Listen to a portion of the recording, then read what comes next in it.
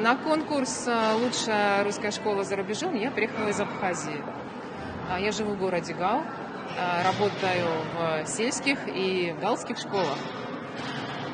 Я участвовала в конкурсе в номинации «Лучший учитель-международник», в подноминации «Педагог дополнительного образования».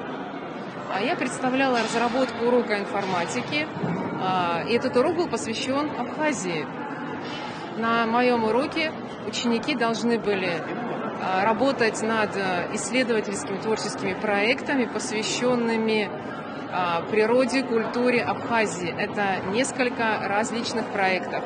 На самом деле это не один урок, а это должна была быть серия уроков, когда в итоге мои ученики могли создать единый общий проект для того, чтобы в дальнейшем поучаствовать в конкурсе «Расскажи миру о своей родине» и представить свою страну. Участие в этом конкурсе настолько обогащает и учеников, и самого меня как педагога, потому что это масса эмоций, это чувство гордости за свою родину, это патриотизм.